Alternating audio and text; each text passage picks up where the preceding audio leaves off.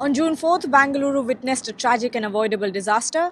What was meant to be a celebration, a moment of pride for the city's IPL team, Royal Challengers Bangalore, turned into a stampede that left 11 people dead and many others injured. Today, I report on the latest developments in the case.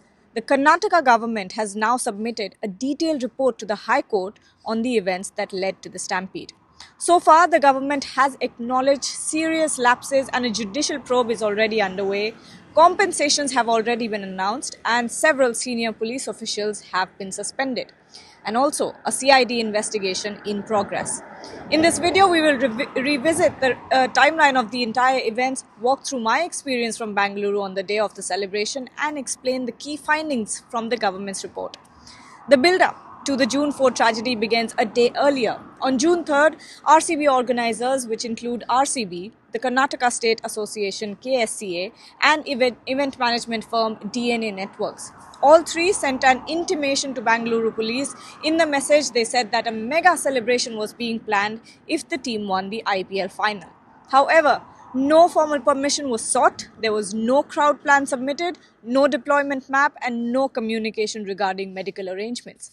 The message was simply that an event might happen and more details would follow.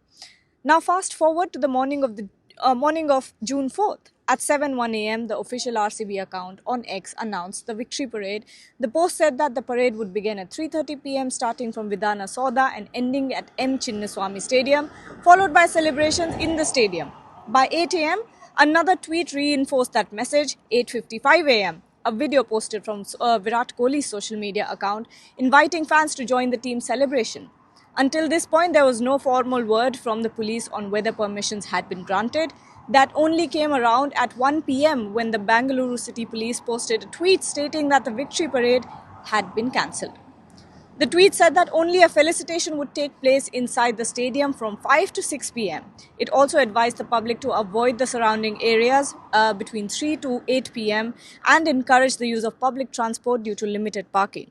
However, the confusion only grew worse. At 3:40 p.m., just later, RCB again posted a tweet that read, RCB Victory Parade today at 5 p.m. IST. Victory Parade will be followed by celebrations at the stadium. The tweet also included a link to free passes stating entry would be limited and handled through an online portal.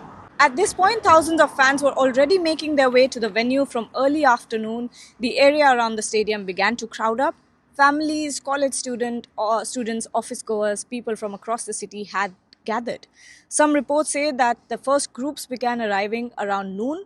Initial estimates put the crowd at around 3 lakh people, but according to the government reports submitted to the High Court, the actual figure was closer to 4.5 lakhs. That's over 10 times the capacity of the Chinnaswamy Stadium, which hosts 35,000 people. There was no publicly available list of who was eligible for entry and no clarity on the gates and how the passes were being checked or verified. I was at the stadium covering the event as part of the press. My experience began at the stadium gates, and even before the tragedy fully unfolded, the signs were clear that something was wrong. The crowd density was extreme. People were packed shoulder to shoulder, and then, as though things were not tense enough, rain began to fall. The discomfort had turned to distress in a matter of moments. I was in front of gate 12, which is the main gate and was also assigned as the media entry. Now fans were trying to take shelter, some looking for a way out, others trying to move closer to the gate. I saw several people climbing barricades, scaling fences, even climbing trees, in search of space, in search of air or relief. Despite the growing tension and multiple verbal pleas from the crowd to open the gates remained shut. Then came the team bus. And by the time the team bus had arrived, the Chinnaswamy Stadium, reports were already out that 3 people had lost their lives in the stampede. And near gate 12, things were looking just as grim. Some people tried to escape the crush by climbing over barricades into the team bus lane, which was a separate path that was carved out for players and officials. The pressure in the crowd continued to rise, and it was becoming clear that the only way to survive was break through the barricades. That's exactly what began to happen. People helped each other climb over. Eventually, the police themselves pulled down the barricades as the bus entered the stadium, allowing the crowd to now flood into an open space near the entrance. In the middle of all this, I too was trying to exit. A young man saw me struggling and suggested I climb over a low barricade into the bus lane where I saw many media persons reporting. I followed that advice and made my way to main gate, which was designated for the media entry, gate 12 and 13. When I showed the media advisory, the police initially denied entry. I had to explain for several minutes and overcame a language barrier that I was accredited media and this was my entry point. Eventually, one kind officer let me through. As soon as I entered, 2 ambulances rushed out. Another was already inside, which was treating minor injuries. The reality of what was happening began to sink in. I asked for directions to the media box and made my way inside. To my shock, the celebrations were already underway. The stage was active, the trophy was being presented, fireworks were going off, and the crowd inside was cheering. But I had a strong urge to know what was happening outside. So from the hallway of the media center, I walked over to the window overlooking the main entrance.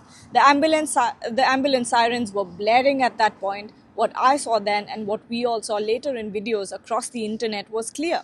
People were being taken away injured even as victory lap inside the stadium continued. Now, on to the government's report to the High Court that confirms many of these observations. Number 1, no permission was granted for a parade or for a stadium function. Number 2, the organizers had only sent an intimation and even that did not contain a crowd estimate, a personnel list or a site plan or even medical arrangements. Number 3, over 4.5 lakh people gathered outside a 35,000 capacity venue. 2,500 police personnel had been deployed for general city duty, but there was no dedicated event-specific plan. No medical tents or treatment points had been set up by RCB or the organizers, despite an earlier assurance to the city police that such facilities would be there. The stampede resulted in 11 deaths confirmed multiple other injuries. The government has now announced a 25 lakh rupee compensation package for the families of the deceased and has committed to covering all medical expenses. Number 8, an FIR has been registered against the organizers, RCB, KSCA and DNA Networks.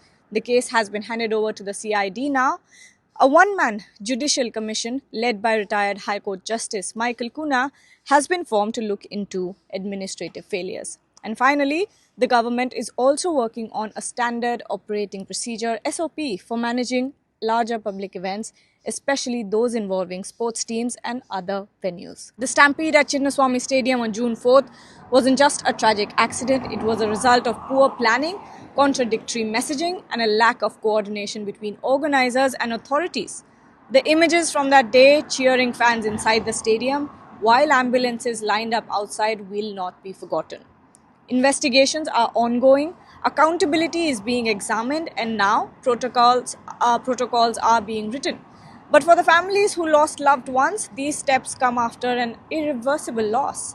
As Bengaluru and Indian cricket reflects on that day, the hope is simple that such a celebration should never end in tragedy again.